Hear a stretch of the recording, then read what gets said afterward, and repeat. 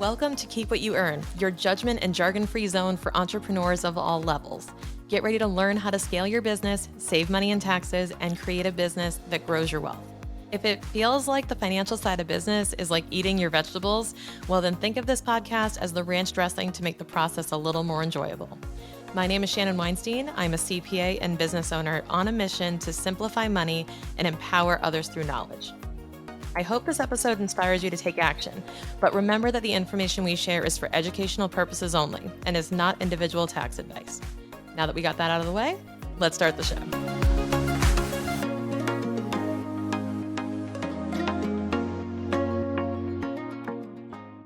As I record this, I'm actually in our spare bedroom in Connecticut, which has doubled as my podcast studio over the last several years when we're not in Costa Rica. And what I'm actually sitting around is a lot of suitcases and a lot of stuff being packed up, a lot of cords, cables, and just kind of a mess, but, we make it work. Um, and what I wanted to do is share with you something that has been on my mind with regards to where I'm at personally right now. And right now, we're in the process of selling our Connecticut home. By the time this podcast airs, we may have sold it. Who knows? But the important thing that I'm learning through this process, and I'm really noticing is so true, is something that was brought up to me when I was in Las Vegas, actually at the Hermosi's headquarters of acquisition.com. And there was one thing in particular that Alex was talking about, as well as Neil, one of their employees, where when you go to sell a house, and this couldn't be like more true for me right now, that when you go to sell a house, you end up clearing things out, getting rid of clutter. Heck, we've gone through 2 dumpsters this week alone. And you get rid of all of this old junk stuff that just doesn't really have any utility for you in your current stage, your current phase, current season. And what I've realized is that by getting rid of all of this and stripping the house down to the things that are useful, the things that are, aligned with the current season we're in, the things that we really need on a day-to-day basis, you really have such a minority of the amount of stuff that you had before. You probably chopped down 90% of it. And living in that other 10%, I've realized like how much I love this house. How calmer I am without the clutter. How much, having all of these empty drawers and dressers really feels like a fresh start. And it just ignites a new energy.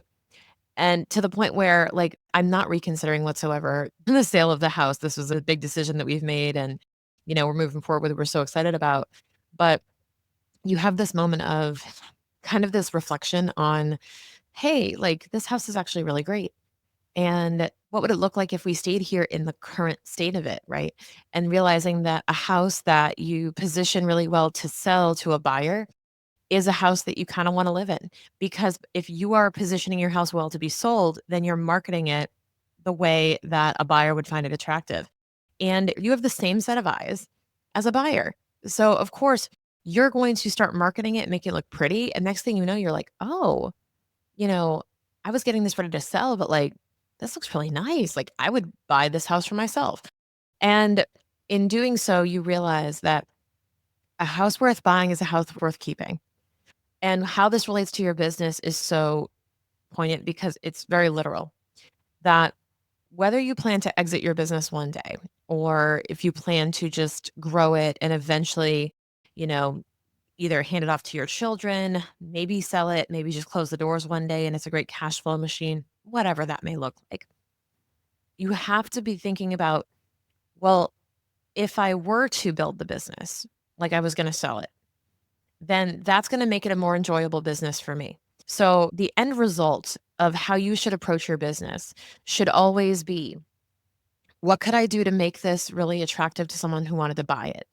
Because if I do that, I will maybe re-fall in love with my business. Maybe I'll ignite a new passion. Maybe I'll feel like it's a fresh start. Maybe I'll, you know, simplify, clean up a bit, make it easier to run. And I'll realize that the asset that I have built really is valuable and that I may want to actually hold on to it. The coolest thing you can do right now, though, while you're in the stage of deciding what that fate will be, is building it as though you're going to sell it. Because when you do, and you have that choice, when that opportunity comes up, you will have far less work to do when that choice comes upon you. Hey there, are you on LinkedIn? I love connecting with listeners and other professionals and business owners on that platform. I gotta say, I'm really enjoying it. So if we're not already connected, make sure you send me a connection request after this episode. And the thing that I would want most for anyone in the world is to have the ability to make choices. That's really what it's about. It's not about simply building to sell so that you could get a great multiple or that you could get a great enterprise value. I mean, that's a byproduct. But my encouragement in building a business that you would consider sellable is because I want you to have all the choices in the world that when that time comes, when you're faced with that decision, somebody makes you an offer, somebody asks you if you're looking to sell, you can then think about it and say, well, it is ready to be sold. Do I want to do that right now or not?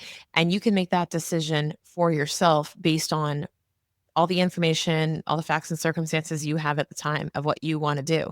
That will evolve, that will change.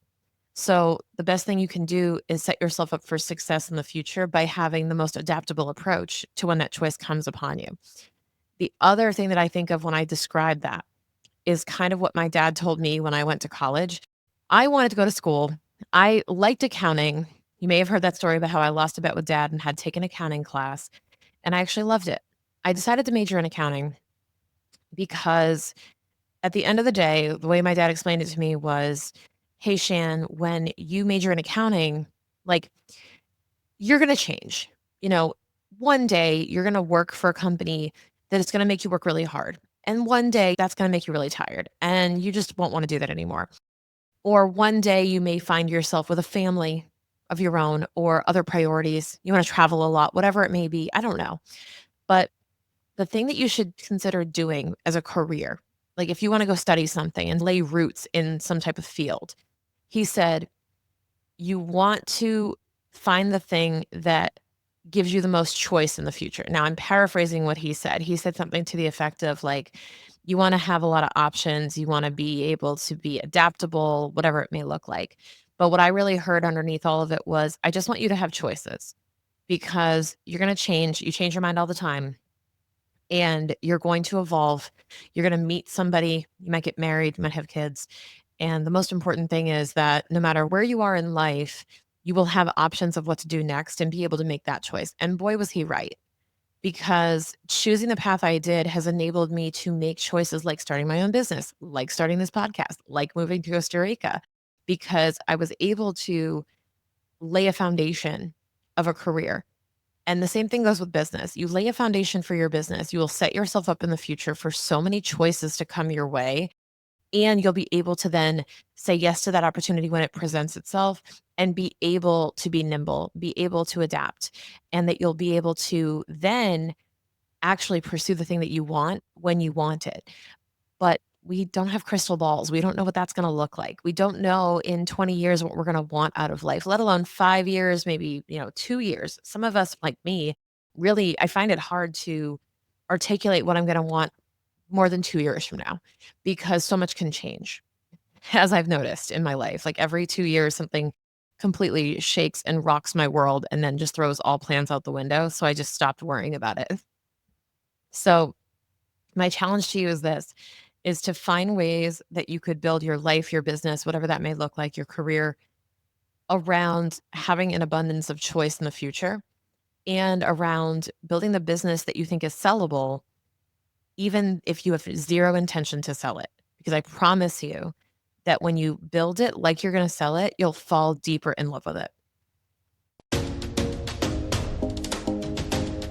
As you think about growing and scaling your business, it's important to focus on how your operating costs align with your profit and personal goals. Are you allocating your resources wisely? Are your expenses supporting growth or are they holding you back? Building a sustainable and profitable business takes intentional budgeting and regular assessments of where your money's actually going. Now, with a power session, you can get personalized strategies to help your businesses thrive. Check out the show notes for more information on power sessions and how we can work with you to create the profit plan your business needs for a successful 2025.